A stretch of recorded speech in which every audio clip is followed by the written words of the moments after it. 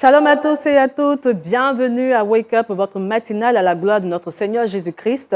Depuis le lundi, vous êtes avec nous, dernier numéro de la semaine. Nous prions ce vendredi que la grâce de Dieu vous localise où que vous soyez et quoi que vous fassiez. Installez-vous bien et puis merci de recevoir ce matin Mathilde. Shalom, shalom. Shalom Mathilde, Shalom, ça va, Nami. tu vas bien? Ça va très bien. Vertu de rouge. Oui, vertu de rouge, hein. La puissance. Je vois Harry qui me regarde. C'est un vendredi, on est un peu décalé, n'est-ce pas? Oui, c'est décalé. Hein. Exactement, oui, ça va très bien. Non du tout, c'est l'habitude des vendredis, donc les choses c'est un peu décalé, donc on concède un peu tout, ça. Bien sûr avec beaucoup de réserve. Voilà, ça va bien, je suis à mon poste comme toi d'ailleurs. D'accord, pour ce vendredi, qu'est-ce que tu nous réserves? Pour ce vendredi... Cinéma? Oui, pour ce vendredi, on fera essentiellement cinéma. Tu connais déjà, Mathilde avait déjà dit. On connaît le programme. Merci beaucoup, Aria Willy. Et pour ce vendredi, nous recevons le pasteur Stéphie Waldman. Shalom, pasteur. Shalom, comment ça va? Ça va très bien, pasteur. Et chez vous? Oui, ça va bien, merci. Aujourd'hui, avec vous, on parlera des livres, c'est ça? Voilà, des livres de motivés par l'essentiel. Motivés par l'essentiel. D'accord. Merci beaucoup, pasteur.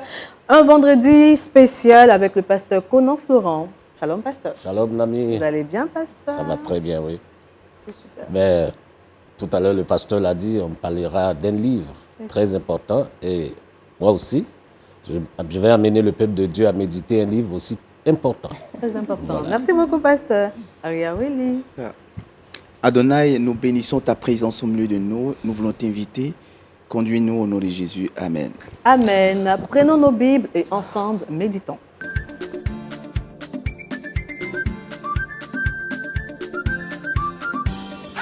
Pasteur, honorer le serviteur laïque.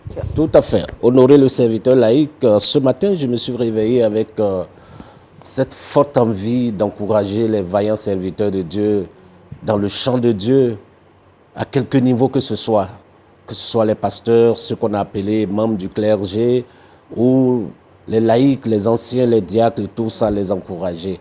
Et la meilleure façon de les encourager, c'est de les amener à s'encourager eux-mêmes, à s'honorer, à considérer la valeur de ce qu'ils font pour le Seigneur. Quand c'est fait pour Dieu, c'est très important. Devant le Seigneur, il n'y a pas de petite œuvre. Tout ce que nous faisons est important pourvu que nous le fassions pour lui de tout cœur. Et donc, ce matin, honorer le serviteur de Dieu laïque, c'est encourager l'Église, n'est-ce pas, à encourager, à honorer ces laïcs, ceux que nous appelons laïcs, qui ne sont pas forcément à plein temps, et à continuer l'œuvre. Pour ce qu'ils font, il faut d'abord reconnaître cela et puis les encourager à continuer. Je vais vous lire le passage ici, d'ailleurs la Bible le mentionne bien, dans 1 Timothée chapitre 5, verset 17, il est dit ceci ici, j'ai la version du Semeur, il dit « Les responsables qui dirigent bien l'Église méritent des honoraires doubles, notamment ceux qui se dévouent au ministère astreignant de la prédication et de l'enseignement. » Parole du Seigneur. Il y a des versions où les responsables, le mot responsable est remplacé par ancien. Donc, les anciens que nous avons dans nos églises méritent, n'est-ce pas, d'être honorés, d'être reconnus comme tels. Vous savez, les églises d'origine presbytérienne, la gestion de ces églises, c'est que le pasteur, il a la direction, mais il se fait aider par ce qu'on appelle des laïcs. Ils sont autour de lui, ils ne sont pas forcément à plein temps, mais ils travaillent ensemble, ils prennent les décisions ensemble. C'est comme ça que ces églises fonctionnent. Et c'est de ceux-là qu'il est question, ces laïcs qui ne sont pas forcément à plein temps. La Bible mentionne un peu cette histoire quand on parle de Moïse. Moïse a reçu l'onction de diriger le peuple de Dieu vers sa délivrance. Mais à côté de Moïse, il y avait des anciens, des personnes qu'on appelait anciens, qui l'aidaient, n'est-ce pas, à réussir sa mission. Je vais citer cet exemple de Exode 17, où il y a eu la bataille dirigée par Josué. Mais Moïse avait perdu ses forces, avait perdu l'énergie, mais il avait toujours l'onction. Alors donc, avec cette onction, il accompagnait Josué qui avait, lui encore, de l'énergie pour mener la bataille. Mais ce jour, la bataille a été terrible, terrible. Mais j'allais dire, la victoire du peuple d'Israël dépendait des mains de Moïse qui pouvaient rester debout.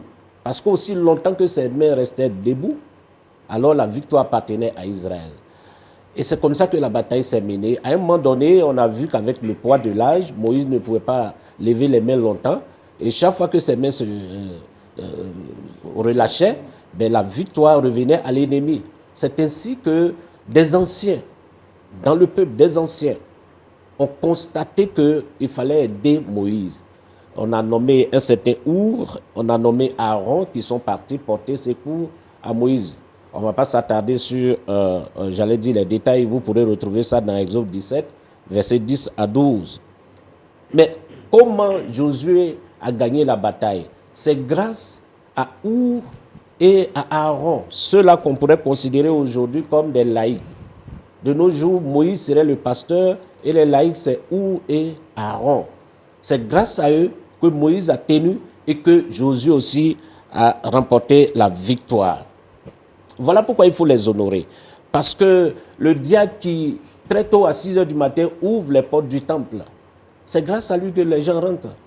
Les mamans qui nettoient le temple, les WC et autres de l'église, c'est grâce à elles que les lieux sont propres, qu'il fait bon vivre là, que l'église se déroule bien. Celui-là, le frère qui vient nettoyer l'autel avant que le pasteur ne prêche, il participe aussi à la chose. Donc, il faut les considérer, il faut les honorer. Ce sont nos ou modernes. De nos jours, on pourrait les appeler des ou modernes. On fait bien d'honorer les pasteurs. On les appelle affectueusement daddy, papa pour les francophones et tout ça. C'est bien. Mais sachez qu'à leur côté, il y a des laïcs. Et ces laïcs-là, la Bible mentionne clairement que nous devons les honorer. La Bible n'est pas silencieuse sur ces genres de personnes, leurs œuvres. La Bible en mentionne suffisamment. Quand nous lisons par exemple Exode 31, versets 2 à 5, il est mentionné le nom d'un serviteur de Dieu, un artisan habile, en qui l'Esprit de Dieu était, Beth-Salil. Dieu même a dit qu'il a mis son esprit en Beth-Salil pour, n'est-ce pas, fabriquer les chandeliers. Et c'était son travail. C'était en quelque sorte, de nos jours, pour utiliser le langage informatique, c'était un designer. Donc, il était utile pour bâtir le tabernacle. C'était important pour le peuple de Dieu qu'on ait des artisans habiles. Il n'était pas sacrificateur, mais Dieu a mis son esprit en lui. Donc, un homme comme ça mérite, n'est-ce pas, d'être honoré. Donc, même l'ouvrier qui met le carreau, qui met le plafond, qui met la peinture, ils sont tous au service de Dieu. Nous devons les honorer. La Bible mentionne une certaine Dorcas, Tabitha, la couturière qui a été ressuscitée. Acte chapitre 9. Pourquoi elle a été ressuscitée? Dieu a changé même le programme de Pierre, qui était en route pour une mission. Mais Dieu a détourné Pierre de son programme pour venir ressusciter Dorcas. La Bible mentionne que cette femme-là s'est mise au service de la communauté, dans l'anonymat. Elle servait les veuves. Si bien qu'à sa mort, les veuves ont pleuré suffisamment pour que le ciel s'ouvre et que la guérison ou la résurrection lui soit accordée. On pourrait citer d'autres personnes comme ça dans la Bible. Des personnes qui ont travaillé aux côtés des sacrificateurs, que ce soit dans l'Ancien Testament, ou des pasteurs, ou des apôtres. De nos jours, ça existe. Alors, pour ces personnes-là, nous devons les honorer. Ce sont des laïcs, certes, mais nous devons les honorer. Si nous ne le faisons pas, alors nous décourageons le volontariat. Les jeunes gens, ils ne pourront pas être volontaires dans l'œuvre de Dieu. Ils vont se dire, bon voilà, je vais m'investir dans l'œuvre de Dieu, demain on va m'ignorer, on ne me verra pas, je ne serai pas récompensé et tout ça. Par contre, quand vous honorez ces personnes-là, les jeunes gens, ils s'investissent volontairement dans l'œuvre de Dieu. Donc voilà, Nami, ce matin, ce que je voulais dire à l'église de Jésus-Christ, là où le pasteur est et qui est entouré des anciens qui font le travail comme il faut les honorer.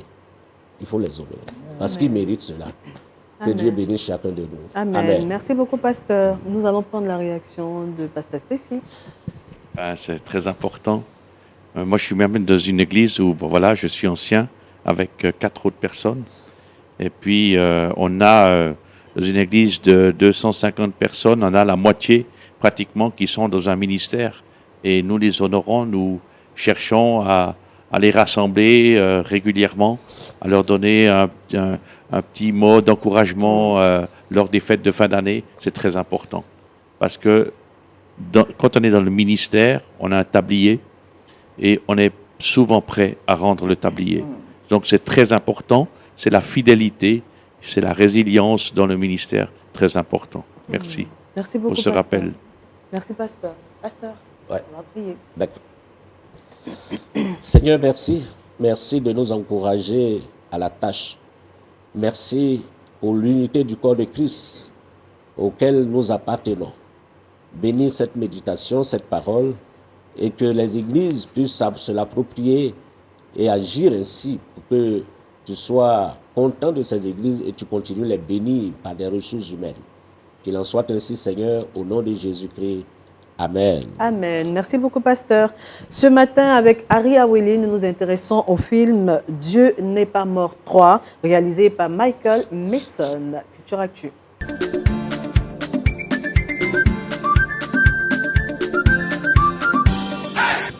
Merci beaucoup, Nami. Alors aujourd'hui, on s'intéresse encore une fois de plus au film Dieu n'est pas mort. Et cette fois-ci, c'est le 3e épisode. Il faut dire que ce film est sorti en mars 2018 aux États-Unis, puis en novembre 2019 en France. Et donc, le 3e épisode de Dieu n'est pas mort a été réalisé par Michael Mason, comme tu l'as si bien dit.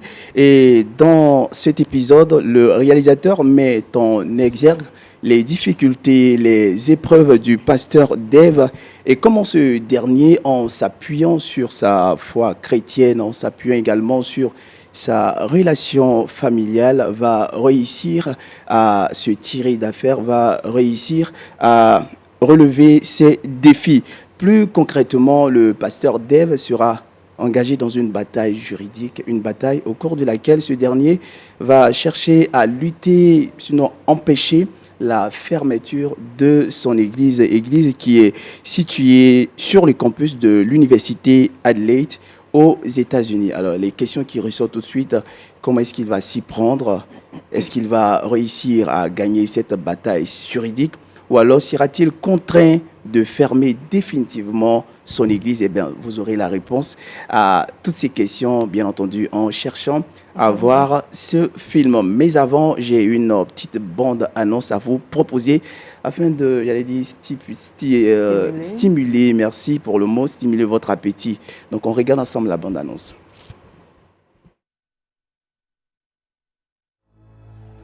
L'église Saint James est bel et bien devenue un symbole de violence et de polémique. Qui n'a plus sa place ici, sur le campus universitaire de Adelaide. Est-ce que ça va? Ça va, je tiens le coup. C'est étrange, quelqu'un a mis le feu à ton église et toi, tu tiens le coup. Comment est-ce qu'on pourrait savoir alors si nos valeurs et nos croyances sont meilleures que celles des autres personnes? Pourquoi, Seigneur? On dirait que cette fois, c'est à toi à qui on en demande beaucoup. Tu sais que mon père y a passé toute sa vie, et ce n'est pas à vendre. On ne peut pas répondre à la haine par une haine plus grande. Dis-moi! Joue pas les innocents, c'est ta faute! Ce que vous êtes en train de faire est contraire à la loi. Tu as le droit de te sentir brisé, Dave. Cela prouve que Dieu te façonne encore. Même si le monde sait contre quoi l'Église se bat, il est de plus en plus difficile de savoir pourquoi. Qu'est-ce que je fais mal?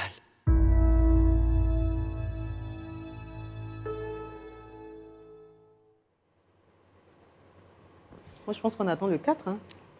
Oui, exactement. Il y a déjà Oui, le 4 qui est là. Mais en parlant du 3, il faut dire il y a vraiment beaucoup de choses qui reviennent. Des pasteurs qui sont engagés, qui acceptent de répondre à l'appel du Seigneur. Et chemin faisant, sont confrontés à beaucoup de difficultés. Dans ce film, on verra que l'église sera même incendiée. Et donc malgré que l'église a été incendiée, bon, on se retrouve à un endroit où on fait le culte, mais quand ce lieu n'existe plus, qu'est-ce qu'on fait? Bon, on ferme, on arrête tout. Non. Bon, et là, malgré tout, il continue encore, il persévère pour pouvoir maintenir le peuple de Dieu dans la flamme, et cela sera, j'allais dire, le combat, tout l'enjeu. Donc c'est un très beau film que je vais inviter encore une fois de plus le peuple de Dieu à chercher à voir. D'accord, on ira tout de suite. Après l'émission, on ira. C'est ça. Et puis, vous pourrez également la voir sur Netflix, Amazon et puis Apple TV. Apple TV. Merci beaucoup, Aria Willy. Pasteur, est-ce que vous avez déjà regardé ce film? Non, je n'ai pas eu le loisir de regarder ce film, mais ça m'interpelle beaucoup. Et c'est la réalité de beaucoup. Peut-être vous avez entendu en Ukraine, cette église baptiste abattue par des drones russes. Le pasteur a été tué et toute l'église à terre. Ou bien aux États-Unis, une église par l'ouragan. Les fidèles chantaient Amazing Grace.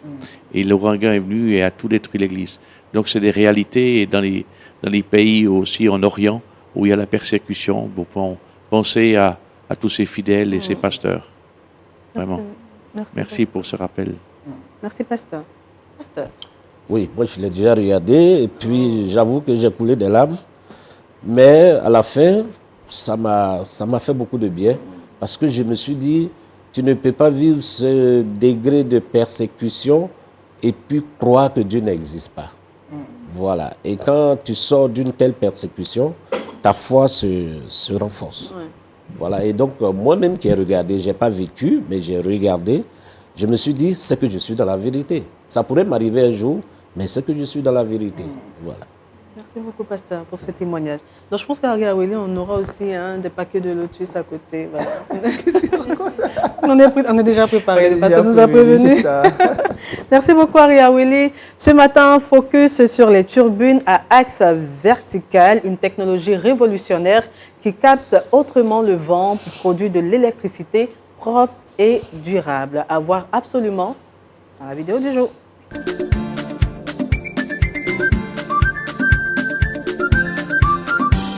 Les Américains viennent de... Innovation très impressionnante et il faut dire que cette turbine, voilà, j'y arrive, sont la preuve que la technologie peut allier modernité, efficacité et surtout respect de l'environnement. Et pour répondre à la question posée dans la vidéo du jour, oui, je pourrais l'installer chez moi à la maison. À ces temps qui courent ici avec les coupures d'électricité incessantes, je pense que je répondrai oui comme toi, Nami. À défaut, après, je me demande c'est quoi que l'éolienne va chercher dans l'air, dans le vent. Est-ce qu'il n'y a pas un composé chimique quelque part, un carbone ou un gaz naturel quelque part dans le vent qui permet de produire de l'électricité? Sinon, c'est une bonne innovation. C'est apporté, je pense que si c'est accessible, chacun d'entre nous. Et moi, j'irais habiter à la montagne parce que c'est là-bas qu'il y a plus de vent par rapport aux villes. Vous connaissez les villes avec les nombreux pollutions et tout. Donc, mais je pense que ça peut aider toujours à la montagne, à la campagne. À la campagne. Oui, exactement. Il faut dire que d'entrée de jeu, les turbines à axe vertical viennent s'ajouter à la liste des sources d'énergie qu'on connaît déjà comme les barrages hydroélectriques, les panneaux solaires et puis également on pourra parler des éoliennes qui utilisent l'énergie cinétique du vent pour pouvoir produire de l'électricité et c'est exactement le même principe qui est utilisé ici par les turbines à axe vertical. La seule différence, c'est que cette technologie utilise ce qu'on appelait l'effet bouquet ou l'effet relais de force où chaque turbine utilise la force produite par l'autre turbine pour pouvoir produire de l'électricité. Et en fin de compte, l'élément le dit si bien, même quand le vent n'est pas assez fort, elles arrivent tout de même à produire de l'électricité, ce qui n'est pas le cas avec les éoliennes qui ont besoin d'un vent assez fort pour pouvoir et une direction assez précise pour pouvoir produire de l'électricité. Donc je dirais que c'est quelque chose de simple, pratique qu'on pourra avoir à portée de main. Donc à la question de savoir si vous serez tenté de l'avoir chez vous, bon, on répondra tout de suite oui parce que c'est vraiment pratique. Ils l'ont dit, ça ne fait pas de bruit, pas de pollution, mais assez efficace. Donc non, ça fait 3 réponses. Hein. 3 réponses, c'est 3 oui. On attend la réponse. On attend la réponse. Du pasteur Séfi. Non, mais c'est intéressant. Après, c'est la force, combien d'électricité ça produit. Et puis, il faut une certaine surface. Donc, quand on a un jardin, on peut le faire. Bon, après, il faut enlever les fleurs. Mais c'est très intéressant. En Suisse, on a des éoliennes. On a les panneaux solaires. Moi, j'en ai moi-même sur ma maison. Et puis, on a des turbines, hein. Avec les montagnes, on a, je crois, près de 50% de notre énergie vient des turbines hydrauliques. Mais c'est super d'avoir, il faut pas seulement se fixer sur une source d'énergie, mais beaucoup de sources d'énergie différentes. C'est ça. À saluer. Merci beaucoup. Merci, pasteur. Pasteur. Ah ben, je dirais vivement que cela soit accessible à tous. Ouais, parce que ce serait le bienvenu. On le voit dans toutes les maisons. Merci beaucoup à tout le monde. Ce matin, découverte de livres pour fortifier notre foi avec le pasteur Stéphie dans À l'affiche.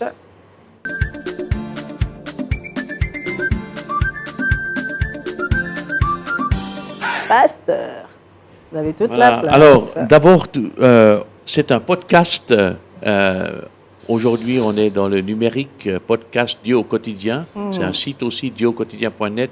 C'est des méditations de textes bibliques à la suite, suivies, un chapitre par semaine, du lundi au vendredi, du pasteur Thomas Ladeille, le beau-frère du pasteur Rick Warren. Et c'est pour les gens qui vont au travail, qui sont dans les bouchons, comme ici à Abidjan ou ailleurs. Et on peut écouter, on a fait l'Épître aux Romains, l'Évangile de Jean, on a fait les 50 premiers psaumes, les mots de Noël, l'Épître aux Éphésiens, Philippiens, Jacques, 1 Pierre, 2 Pierre. Donc je vous encourage à écouter et à diffuser dieuauquotidien.net. Et puis après, comme livre, je vous présente Créer pour rêver. Dieu a un rêve pour notre vie. Et donc le processus que Dieu utilise pour faire grandir notre foi, pour entrer dans le rêve que Dieu a, il y a 6 phases. Rêver, ensuite il faut décider, il faut attendre, c'est difficile, il faut faire face aux difficultés, et puis finalement, il faut faire face aux impasses, on est prêt à tout plaquer, à tout abandonner, et finalement, on fait l'expérience de la libération. Et pour ceci, eh bien, nous avons un guide d'études avec 6 vidéos. Donc, un guide d'études que vous pouvez faire en petit groupe ou bien même en église. On aura une campagne pour l'église avec des prédications, avec du matériel, des ressources pour les enfants aussi. Et vous avez 6 vidéos que vous pouvez regarder. Ensuite, on a aussi, parce que Motivé par l'essentiel est le ministère francophone du pasteur Rick Warren, de façon indépendante, depuis plus de 20 ans. Et on publie des ressources en français pour les églises, pour qu'elles soient en bonne santé, équilibrées sur les 5 objectifs basés sur le grand commandement et le grand ordre de mission. Et ici, on a une campagne, 40 jours de prière. Pendant 40 jours, prier. Comment prier? Le but de la prière, comment prier avec confiance, le modèle de prière, prier pour une éclaircie, comment prier lors d'une crise, et puis ensuite une session bonus. Pourquoi Dieu ne répond-il pas toujours dès ma première requête? Donc ça peut aussi s'acheter de façon individuelle, et vous avez un lien pour aller acheter les vidéos qui vont avec. On a aussi le ministère Une vie renouvelée. C'est pour les personnes qui sont blessées, qui ont des blocages, qui ont des difficultés de la vie. C'est un ministère de l'église de Saddleback, du pasteur Rick Warren.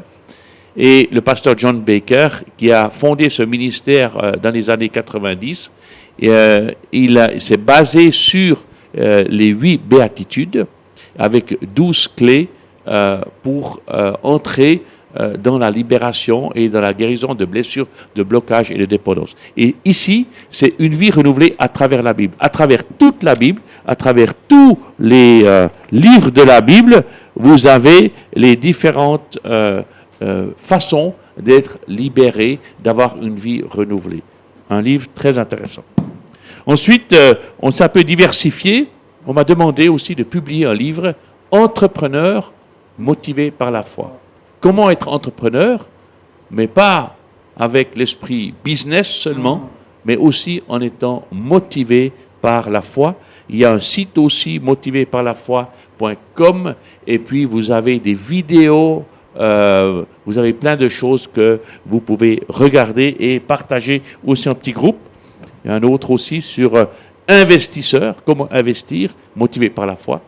Donc en fait, le site c'est investisseur.motivéparlafoi.com et l'autre c'était entrepreneur.motivéparlafoi.com. Ensuite, un livre d'un ami qui travaillait aussi avec Rick Warren, À Dieu découvert.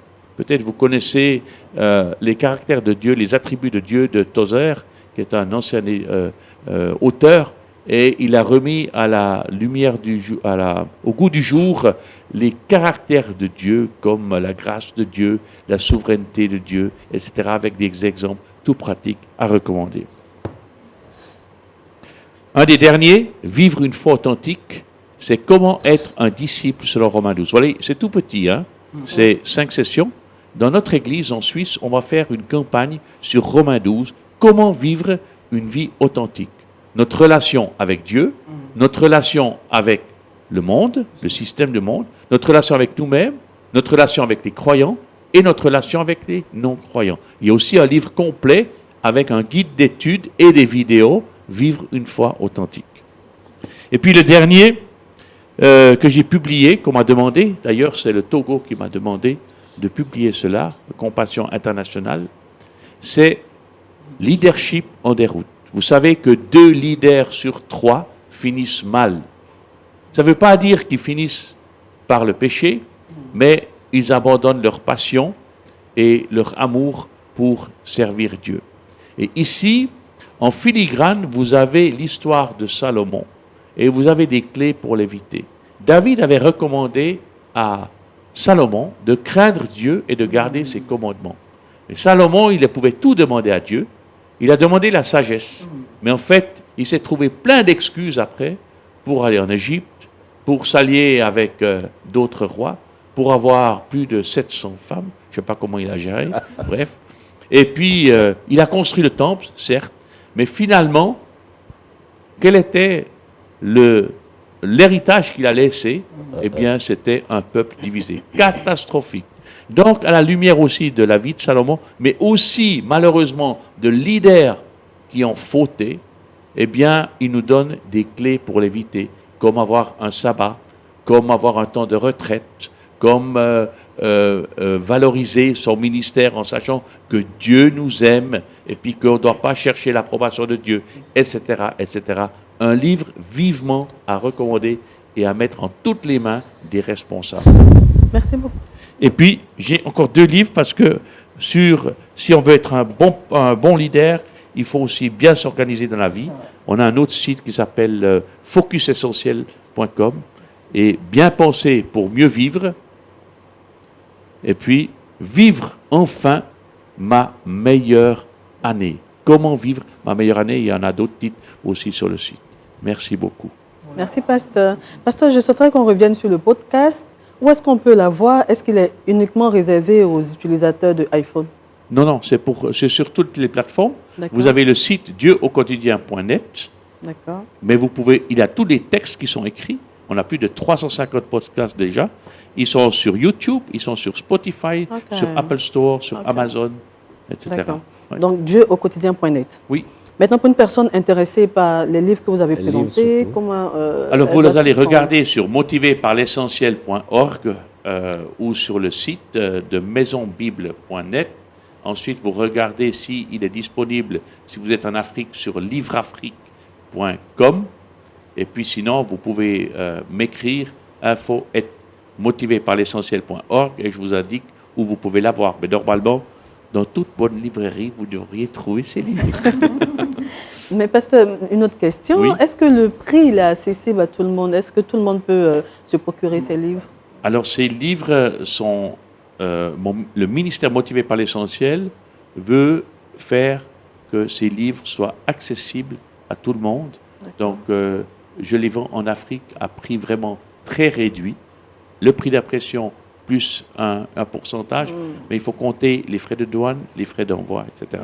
On a fait des kits au Togo pour les pasteurs avec 14 kilos de livres. Donc, si vous êtes intéressé, voilà. D'accord. Merci, pasteur. Harry, tu as des questions? J'ai pas de questions.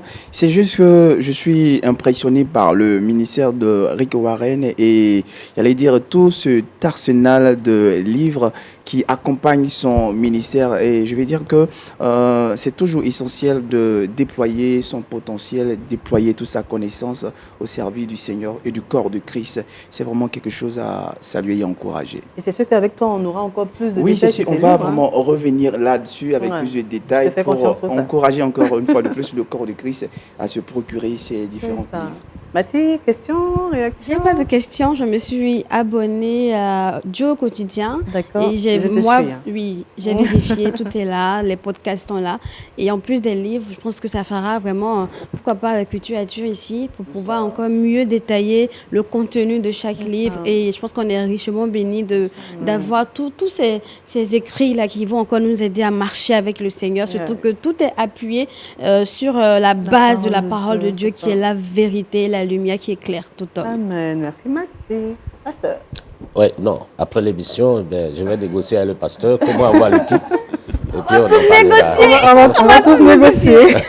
Donc, pasteur, à tout à l'heure pour la négociation. Merci beaucoup, pasteur Séfi. Vous vous demandez certainement comment utiliser les baguettes chinoises. La réponse avec Mathie dans le Trickbox.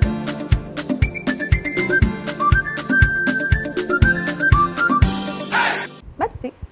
Oui, je sais que tu as introduit ainsi, mais je vais expliquer, je veux préciser à un téléspectateur que je n'ai pas les baguettes en main, mais j'ai une mission pour Nami, pour Harry. Bientôt, je vous invite dans un restaurant chinois. Oui. Donc, il y aura l'astuce 2. Donc, on fait la partie 2 de cette astuce. Comme ça, on va filmer nous-mêmes. Est-ce qu'on a pu maîtriser la technique des baguettes chinoises? En fait, comme c'est vendredi, j'ai envie de demander à quelqu'un de un peu changer son habitude alimentaire et pourquoi pas se détendre et aller, pourquoi pas, comme je le disais, aller goûter un repas chinois, voilà, les sushis et tout ce que vous, les nouilles, tout ce que vous connaissez. Mais sauf que là-bas, on ne mange pas la cuillère, mais c'est à la baguette. Et la baguette, c'est pas sous nos cieux ici.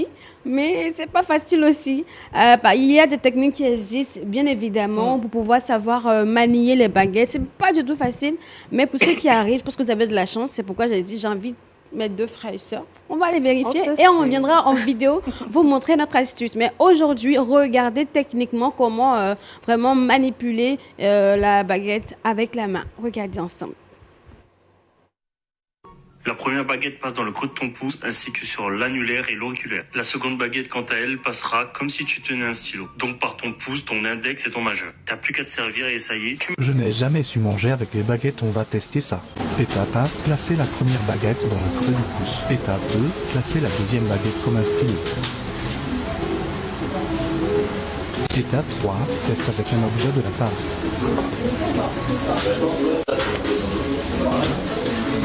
Étape 4, le test réel.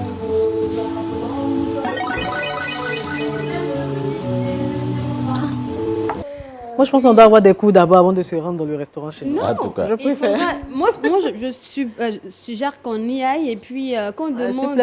Sur place, Sur qu'on le nous champ. montre. Comme ça, quand on finit, on teste immédiatement et on revient avec la vidéo pour montrer à tous nos copiens quand nous avons réussi. C'est juste une pratique technique. Même moi, j'ai regardé la vidéo plusieurs fois, mais j'y arrive pas encore. Déjà, c'est comme ça. La cuillère est plus simple. Mais comme c'est pas tout qu'il faut utiliser la cuillère. On va essayer avec des stylos.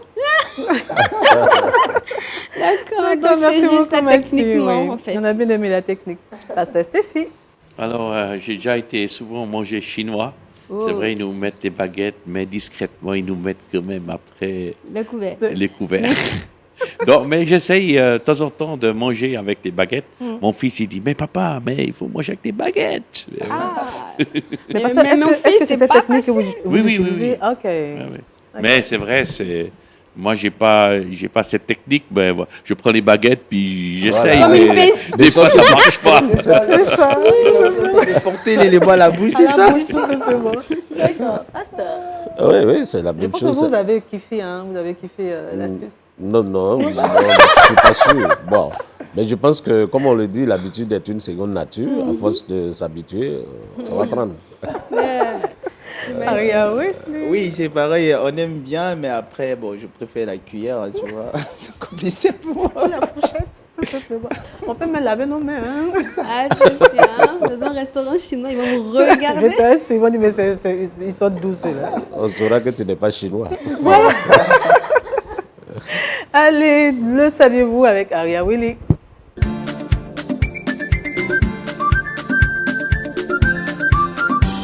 Découverte du mot aphone. Oui, aujourd'hui nous parlons du mot aphone qui est un adjectif qualificatif désignant une personne privée de l'usage de sa voix de façon, j'allais dire totale, partielle Et généralement, c'est de façon passagère qu'on souffre de ce dysfonctionnement, de ce mal. Et il faut dire qu'une personne aphone se caractérise par une voix éteinte, une voix cassée ou carrément inaudible. Et souvent, cela est dû à une inflammation du larynx. Alors, comme exemple d'usage, on pourra dire le chanteur est resté totalement aphone après son concert. Là, on perçoit mieux le sens du mot. Il faut dire que le nom qui est dérivé également de aphone, c'est aphonie.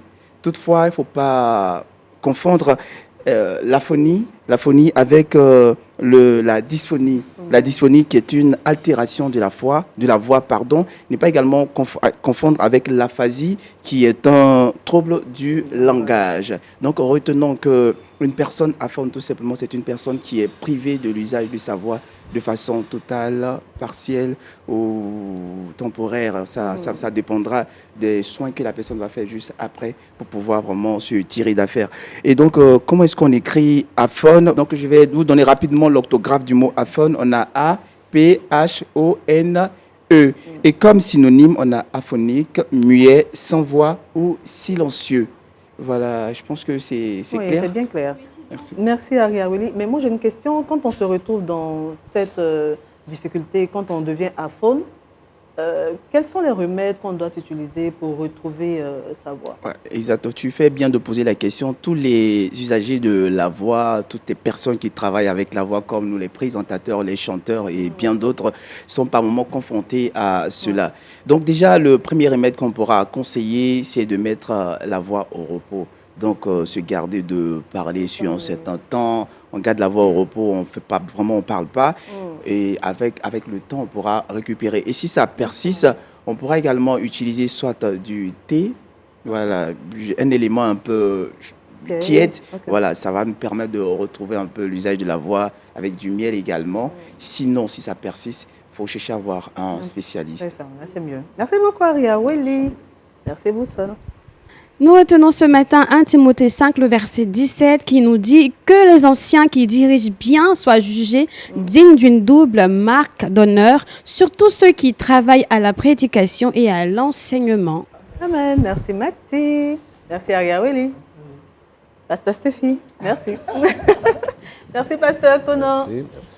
Mais je pense que Pasteur Conan doit le baptiser, hein? Ah oui? Oui. Comment ça? Non, Pasteur Florenti, ou je sais pas. Ça fait un peu italien. D'accord. D'accord. Donc, Pasteur Florenti, merci. Merci à tout le monde. Merci de nous avoir suivis. Bon vendredi à lundi. Et que Dieu vous garde. Bon week-end. Bye bye.